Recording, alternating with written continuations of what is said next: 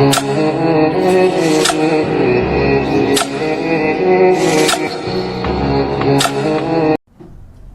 Morning बच्चों। आज जो है गोधूली पाठ 7 परंपरा का मूल्यांकन जो निबंध है, इसमें ज़्यादा इनका लेखक जो है रामविलास शर्मा जी हैं। देखिए, निबंध से ज़्यादातर जो है लेखक का परिचय से ही आते हैं, उसमें से नहीं आते हैं, इसलिए हम लोग लेखक का परिचय हम लोग ज़्यादा ध्यान से देखेंगे। सबसे पहले रामविलास शर्मा जी का जन्म उन्नाव उत्तर प्रदेश के एक छोटे से गांव में हुआ था।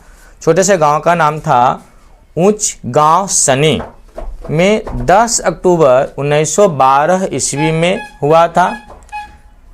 लखनऊ विश्वविद्यालय से 1932 ईस्वी में इन्होंने बीए किए थे तथा 1934 ईस्वी में अंग्रेजी साहित्य से एमए किए थे। एमए करने के बाद 1938 ईस्वी में शोध कार्य में व्यस्त रहे। 1938 से 1943 ईस्वी तक लखनऊ विश्वविद्यालय में अध्यापक रहे और वो भी अंग्रेजी के अध्यापक रहे। देखिए, सबसे बड़ी बात है कि ये लखनऊ विश्वविद्यालय में पढ़े थे भी और लखनऊ विश्वविद्यालय में ना अध्यापक भी बनकर अंग्रेजी करे हैं। 1974 ईस्वी में सेवावृत्त हो गए। 1974 ईस्वी में सेवावृत्त का मतलब तो बोलते तो रिटायर। 1974 ईस्वी में जो है उन्होंने अध्यापक पद से रिटायर हो गए थे। 1949 ईस्वी से 1953 ईस्वी तक रामविलास शर्मा जी भारतीय प्रगतिशील लेखक संघ के महामंत्री भी बने रहे थे। इनका निधन 30 मई 2000 ईस्वी में हुआ था। कहाँ हुआ था भाई? तो दिल्ली में हुआ था। इनका प्रमुख रचनाएं हैं जो देखेंगे, निराला जी की साहित्य साधनाएं। पहले का है निराला जी की साहित्य साधनाएं, जो है इन पर जो है इनको अकादमी पुरस्कार मिला था। याद रखना, निराला जी की साहित्य साधना पर इन्हें जो है अकादमी पुरस्कार मिला था। निराला की साहित्य साधना पर साहित्य अकादमी पुरस्कार इन्हें मिला था। सेकंड में है आचार्य रामचंद्र शुक्ल, फिर है हिंदी आलोचना, फिर है भारतेंदु हरिश्चंद्र, फिर है प्रेमचंद्र और उनका युग, भाषा और समाज, भारत की भाषा समस्या, विराम चिन्ह, बड़े भाई आदि। ये सारी चीज़ें है इनका लेखक का परिचय है। इसमें देखिए ऑब्जेक्टिव कैसे आपको देगा, देख लेंगे एक बार। ऑब्जेक्टिव सबसे पहले जो है रामविलास शर्मा जी का जन्म किस गांव में हुआ था? तो उत्तर प्रदेश का एक छोटा गांव था ऊंच गांव सानी। याद रखना, ऊंच गांव सनी में हुआ था। इनका जन्म कब हुआ था? तो 10 अक्टूबर 1912 ईस्वी में हुआ था। यह जो है किस विद्यालय से बीए पास किए थे? तो लखनऊ विश्वविद्यालय से। किस विद्यालय से पास किए थे? तो लखनऊ विश्वविद्यालय से। कब बीए पास किए थे? तो 1932 ईस्वी में। कब पास किए थे? तो 1932 ईस्वी में। याद रखना, इन्होंने जो है रामविलास शर्मा जी जो है किस विद्यालय से पास किए थे बीए? तो लखनऊ विश्वविद्यालय से। कब किए थे? तो 1932 ईस्वी में। याद रखना, इन्होंने 1934 ईस्वी में अंग्रेजी साहित्य से एमए किए थे। आपसे आया क्वेश्चन कि बताइए कि एमए कब किए थे? इनका ऑनर्स क्या था?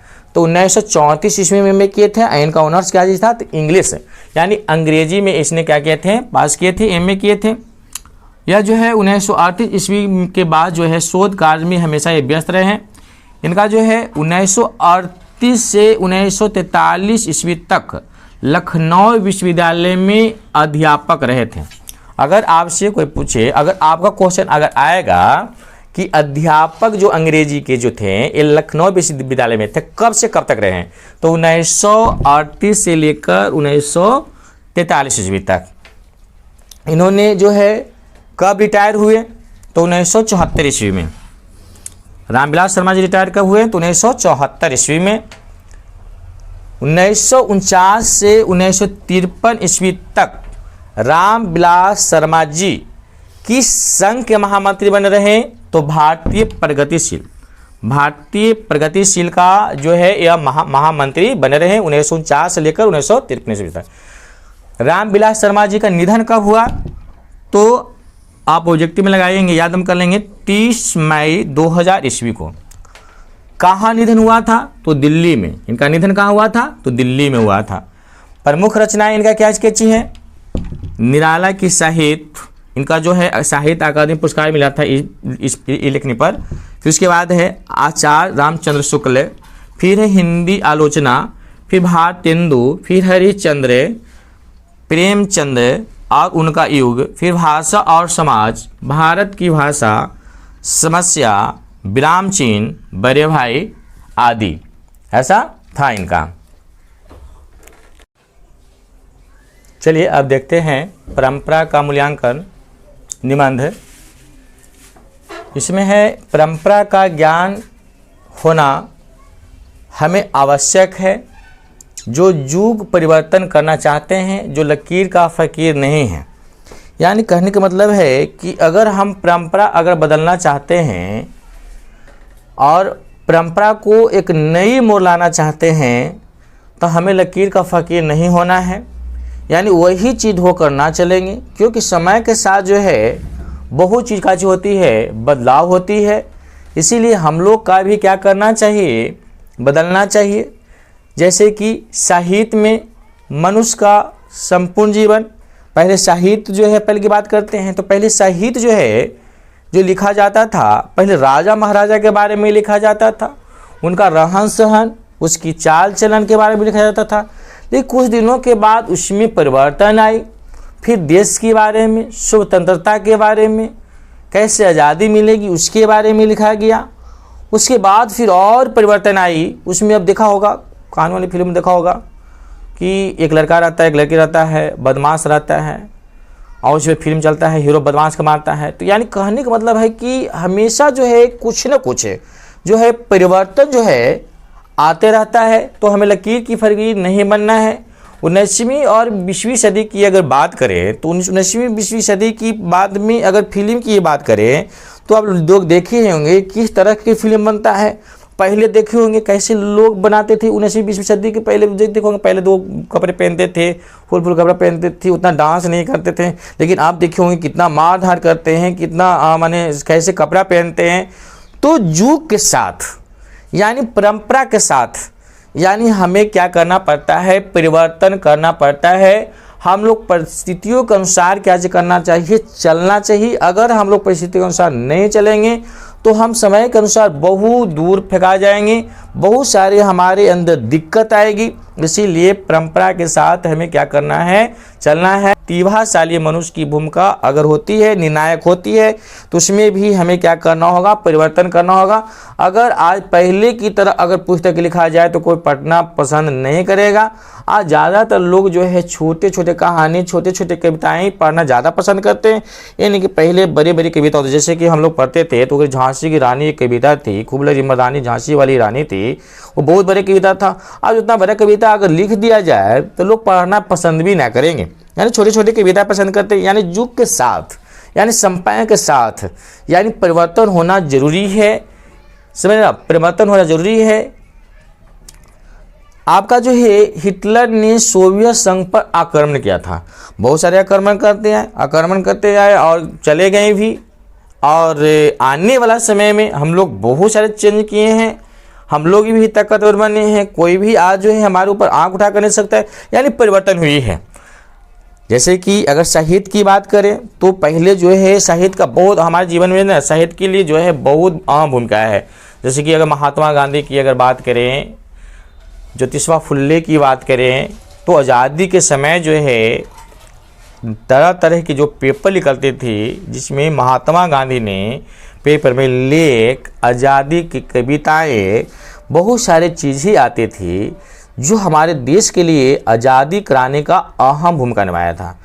तो परंपरा का मूल्यांकन ये कहता है कि परंपरा के साथ जो है, समय के साथ जो है हम लोग का परिवर्तन होना क्या चाहिए?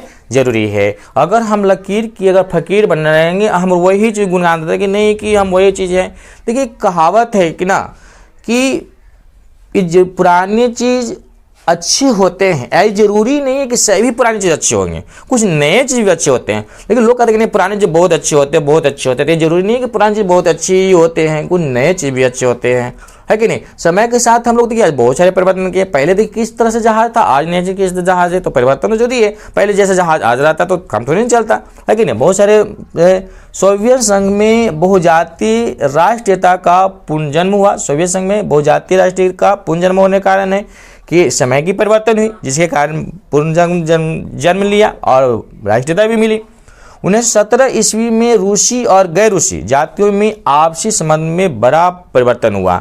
इसका कारण है समय, इसका कारण है परंपरा का मूल्यांकन, क्योंकि आज हम लोग विकास कर रहे हैं, तरह तरह के साहित्य पढ़ रहे हैं, तरह तरह के बुक पढ़ रहे हैं, और समय के अनुसार जो है आपका बहुत सारी काची आई है। परंपरा का मूल्यांकन के अनुसार जो है, समय के अनुसार जो है बहुत सारे काची आए हैं, परंपराएं हैं।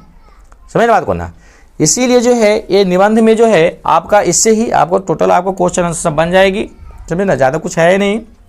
इसीलिए जो है आप लोग जो है मेरे चैनल को जो है आप सब्सक्राइब, शेयर, लाइक अपने दोस्त के पास शेयर करें ज़्यादा से ज़्यादा, जितना अच्छा रहेगा। और ज़्यादा से ज़्यादा नंबर उठाइए, आप एकदम टोटल आ जाएगा। मैं ऑब्जेक्टिव, सब्जेक्टिव और सारे आपका जो है ना क्वेश्चन आंसर करवा दूंगा, टेंशन लेने की जरूरत नहीं है। धन्यवाद।